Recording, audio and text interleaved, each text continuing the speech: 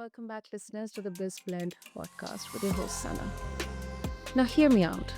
Leadership isn't just about steering the ship when the seas are calm, it's about finding your footing when the storms hit and the map no longer makes sense. Listeners, today's guest knows this terrain intimately.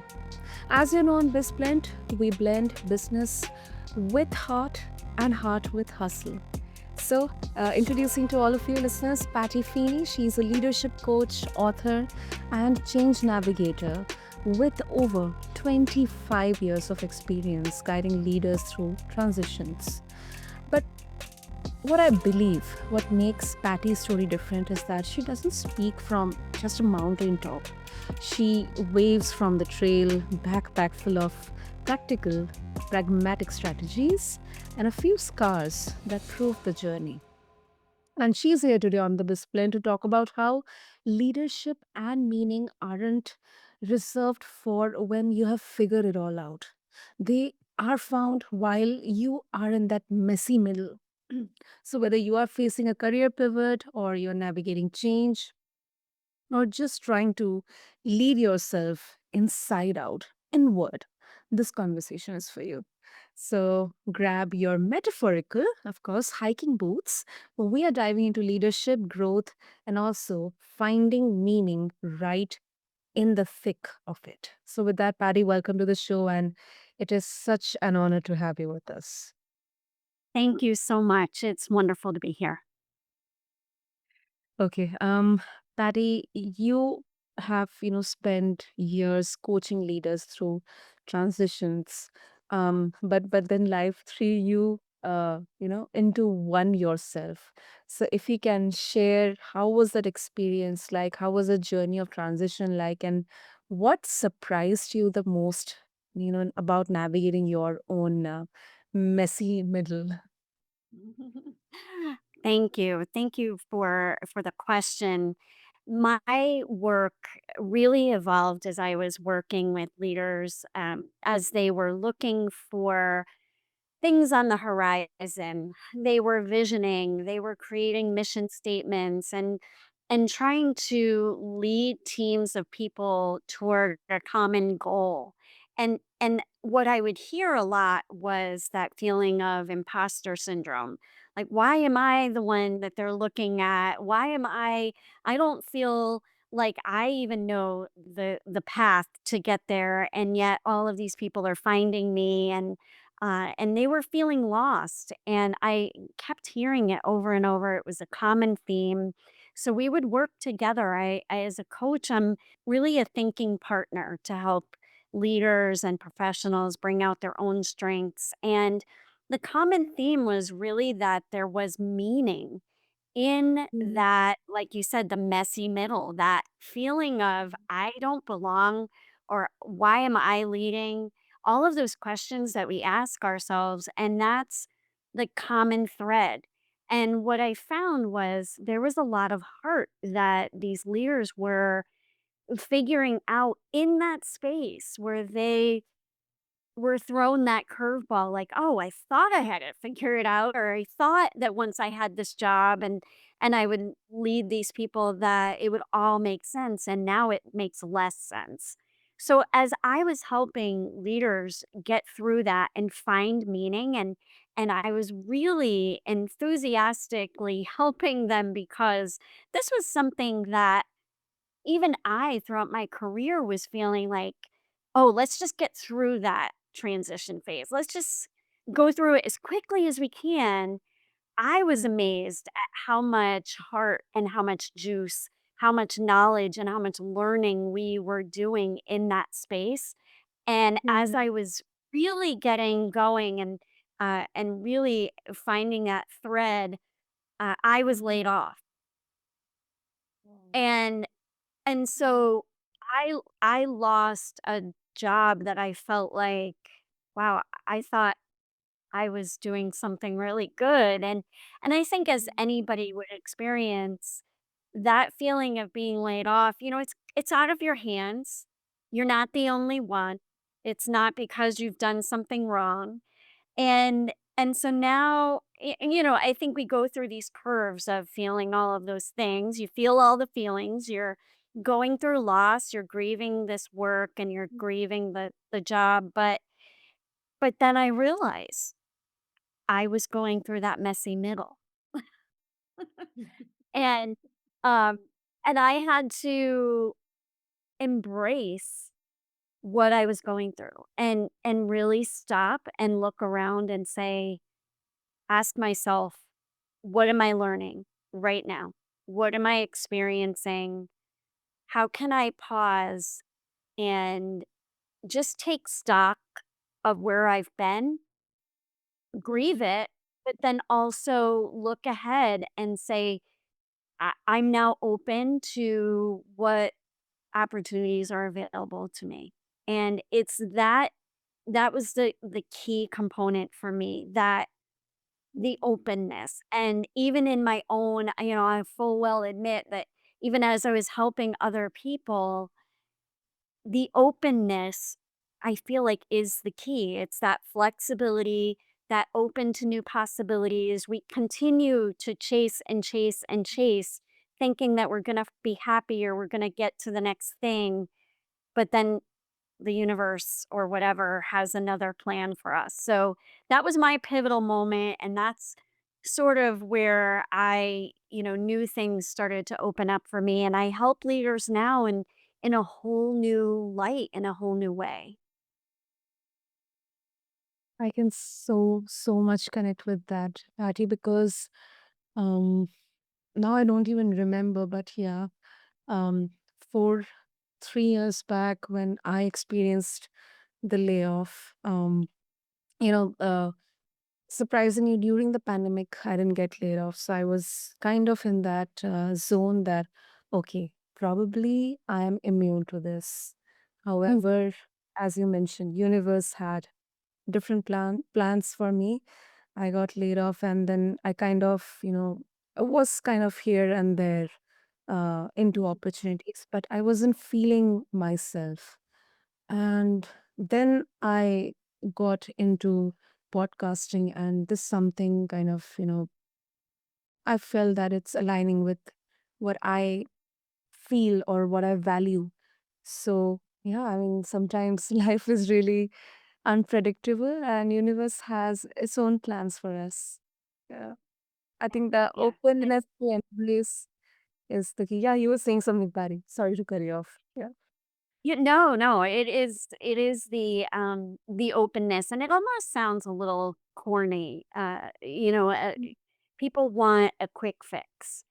But there's a process, and it's about following the process of just being true to who you are and allowing yourself to grieve the what was and not live there, but to process that, to excuse me, to reflect on that and to use that experience to help launch you forward, to keep the energy and the vibrations high so that you can be ready when the next thing happens. I mean, imagine if you were laid off, or you were, even if you look at the opposite spectrum. I've worked with leaders who they were promoted and they didn't feel ready for it, or it sort of came out of the blue for them, and that alone was something that jumped into their path.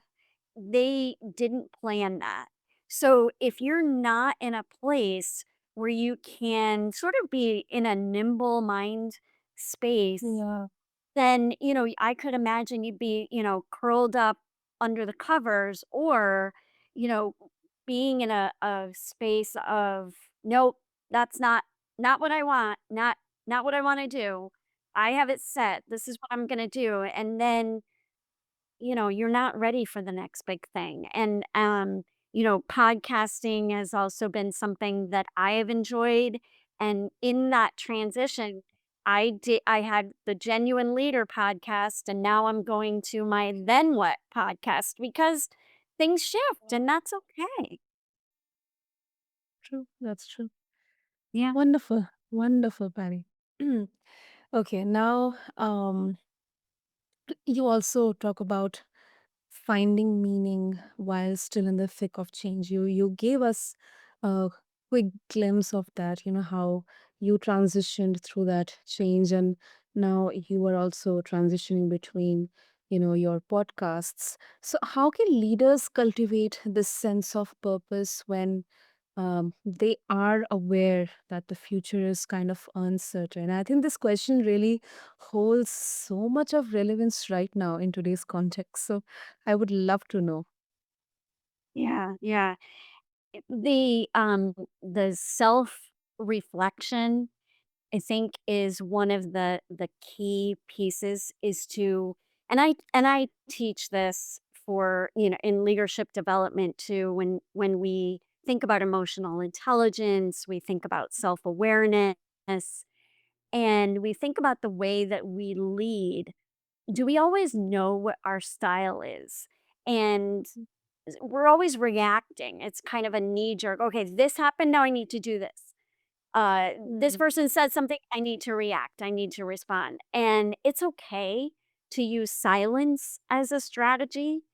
And I say this even in conversation when things might get heated, or if someone is very emotional and they're coming to you to talk to you. I've always talked about silence being a strategy. It works even when you're thinking about the way that you manage life. So something jumps in your path, you're laid off, or some big thing happens, you might lose someone, or even just if a colleague was laid off or a colleague that you work closely with changes organizations, they get another job. Those things, you realize only then how much those things meant to you. So I would recommend that people do that self reflection now in this space. Give themselves the silence to reflect, even if you're driving. You don't have to journal. This isn't a big exercise type of activity. This is what means something to me in my life. And even if it's your family, if it's your car, if it's your commute because it's the quiet time, or it's the work that you do, make mental note of those things. And when you're looking at what life is giving you, when you're looking at even at the grocery store, when things happen, "Oh, this cart is broken. This wheel doesn't work. Oh, God, I can't believe this always happens to me." Think of Yeah. that as an opportunity to go grab another cart. You never know who you're going to meet over there. Keep your head up. There might be someone that smiles at you that kind of changes the perspective that you have. Be aware of the things that mean something to you, the things that light you up, the things that give you that joy and that excitement, because those are the things that are going to keep the elevation high, keep the energy high. Because then, for those who were laid off, that job offer is right around the corner, and you want to be ready. You want to be ready to know, yes, that means something to me, or you know what? I don't really even like to do that type of work. I like working outside. I don't want to work in a corporate environment or whatever it is. You're ready and you know those things that mean something to you. Well, once again, simple yet so profound. I mean, yes, it is easier said than done. However, I have personally experienced, a lot of, uh, you know, uh, moments that you shared, that you really never know, and it's not like that. You should always be looking out. Just have that openness and clarity within you that, okay, um, as you mentioned that why this car is broken or why this is not working, why is that happening to me. I think that's too judgmental. And often in so many conversations I have with my guests, they often say that just re-evaluate and just write down the thoughts or the questions you have for yourselves on a paper, and check whether you would be talking in that same tone to someone else or not. Mhm. That Right. realization can be really, really, it can be kind of, creeping up or can be really sort of disheartening. So um, I Yeah. completely agree with you. One of my favorite authors is Michael Singer, and Mhm. he writes a few books, the Surrender Experiment and the Untethered Soul. But he talks Mhm. about this way to observe what you're feeling. And we feel, as humans, we feel so much. There's so much that happens to us throughout the day. Like, I'm sitting here and, oh my gosh, I'm hot. I could go on for probably 10 minutes about the weather or about how I'm uncomfortable. But if we just observe it, we observe the feeling, we observe the emotion and how we're reacting to it, and then just let it pass through you. Okay, it's warm. I'm warm. I have this list of things I need to do and I need to get through it, or let me go get a drink of water. And that observation, it's awareness and then the observation. And we don't always need to put so much emotion and so much feeling and so much reaction, because then those things kind of bleed negatively into other parts of our life. Yeah, right. That's right. And also, um, you you strongly emphasize on this, and this I also completely agree that leadership it begins within.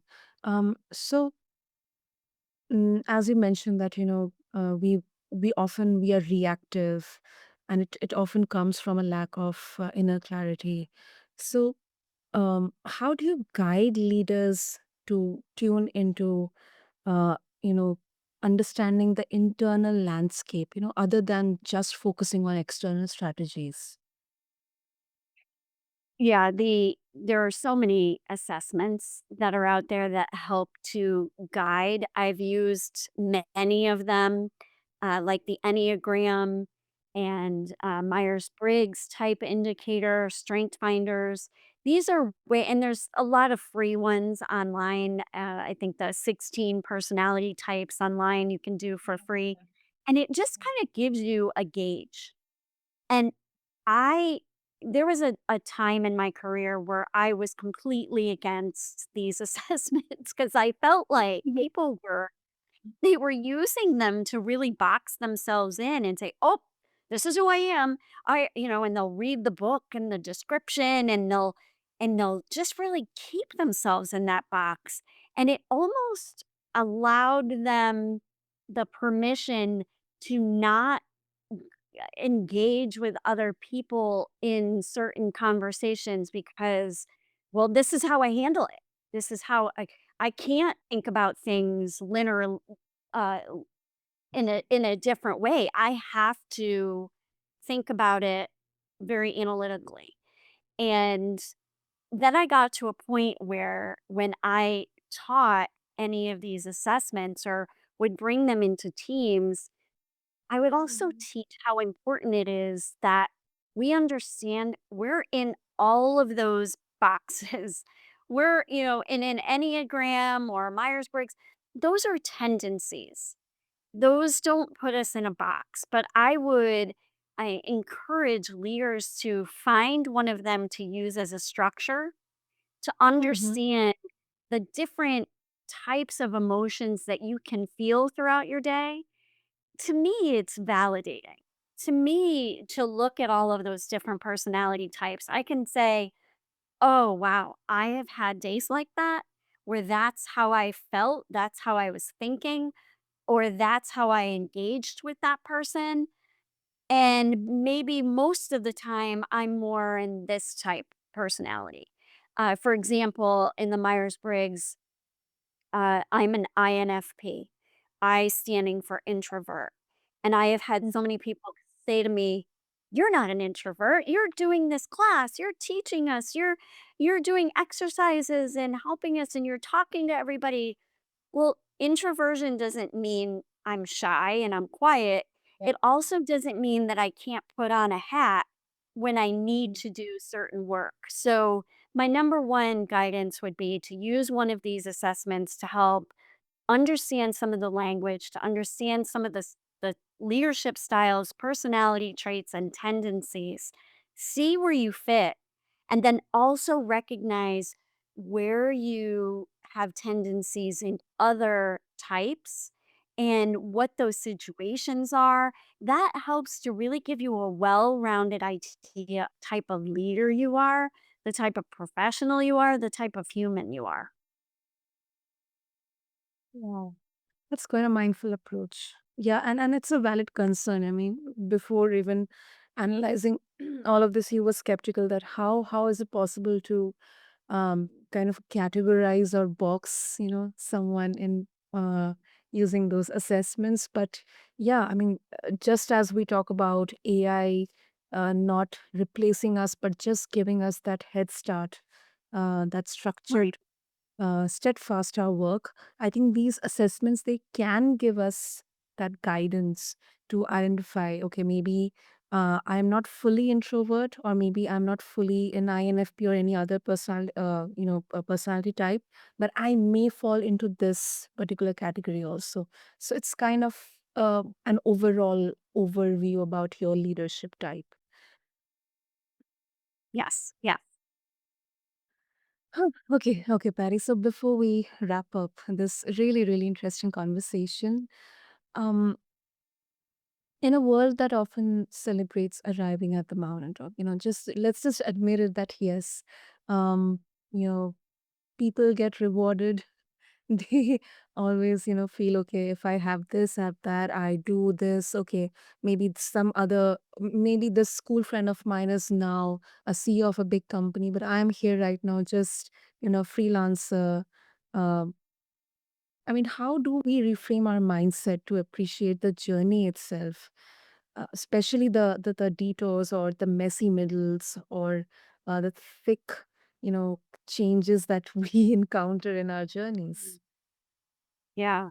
Yeah, it's, always chasing, thinking, "I'm gonna be happy once I achieve this," or, "I wish I was as happy as my friend who has this job," and feeling down on myself because this is what I'm doing. And I really think it does go back to everything we have been talking about to truly understand your leadership style, to reflect Mm, back on your career, but even for new leaders, and I get this a lot with even aspiring leaders or brand new leaders, and they're saying, "Well, I don't have much experience to look back on. All I can do is look forward. And and I want to be CEO someday, or I want to be vice president, or how did my friend advance so quickly in their career and I'm going nowhere?"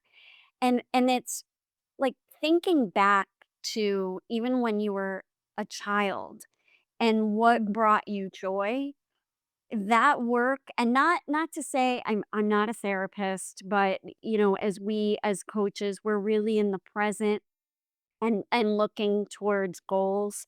But if you're a new leader or an aspiring leader, thinking back to those things that brought you joy as a child or as you were growing up or going through college or your first job, those are real experiences. And some of them brought you joy. Some of them brought you frustration. And that's part of your reflection. That is part of your journey. And it's part of understanding and being okay with who you are and looking at, you know, um, one of the inspirations. I know I mentioned Michael Singer, but if you think about like Carl Rogers and thinking about a person centered approach, and you think about the whole person and who you are, how you show up, what are you present in your current situation? Are you listening to other people? Are you listening for yourself? Are you listening for them? Are you responding, or are you just snap judgment, knee jerk reaction? So, really, just kind of taking everything that we've talked about and and thinking about the things that have brought you joy, the things that have taught you in life, and using them as you go on your journey, and really recognizing, I'm okay in this place right now because this is who I am right now. And I have joy because I do these other things. You don't always have to have all the joy in your work right now. And I've had a lot of leaders tell me that, you know what? I I know that right now it's tough, leaders who were, maybe going through medical school, or they're going through some sort of a transition. But on the side, they're also teaching other people, or they're coaching soccer, or they're raising their children, or, there's a lot to our lives that make it very complex. And sometimes we do need to kind of multitask our heart and really think about what are the things that are lighting me up, that are keeping me going, that help to stabilize me while I'm going through this other major transition? Hmm. Yeah, that makes sense. That makes sense. And I can relate to this feeling because um we think that we are supposed to have a linear path, especially in business, but uh, not only leadership or business, but life, it's anything but straight lines. Right. So definitely, Very I think zigzaggy. yeah, I know. And I used to think it as a straight line a few years back, but it has been a really, really um a huge learning curve for me, especially in the last 5 years, especially during pandemic and after pandemic. And I guess for almost every one of us, we have learned from a huge setback, and personally as well. Um, let's embrace those detours or those zigzags Yeah. as a part of the story, part of the journey, those little hiccups, but a lot to learn from them instead of just seeing them as a setback and then judging ourselves.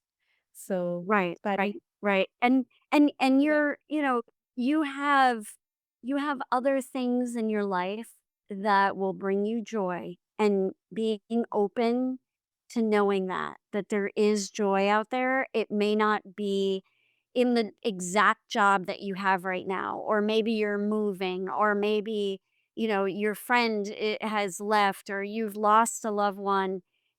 Lean on when you have that transition, when you have the instability, lean on the things as you get to know yourself better. What are those things that are helping to stabilize me? What are those things that are bringing me joy right now that I can lean on while I'm going through this transition? absolutely. Wonderful, wonderful, Patty. So before we wrap up, if our listeners would like to connect with you, what's the best way to do that? Sure. So my website is pattyfeeney.com. And like I said, I have the Genuine Leader podcast that is on wherever you listen to podcasts. And that will soon be transitioning to the Then What podcast as well. And I also have a YouTube channel that is Crumbs and Conversations with Patty Feeney. Lovely, lovely. Uh, and I'll make sure to have all the links and details in the show notes. And Patty, thank you. Thank you so much for this refreshing conversation and reminder that leadership isn't always having all the answers, but it is about showing up and with scars and all, but then also continuing to move forward. Thank you. Great. Thank you, Santa. So, to all of my listeners out there, if today's conversation has resonated with you, it is surely with me. Check out Patty's work and her podcast, and also check out her website and YouTube channel. I'll have all the links mentioned in the show notes for you. And until next time on BizBlend, stay resilient, stay curious, and remember that the middle might be messy, but it is where the magic happens. So with that, this is your host Sana signing off from BizBlend. Thank you.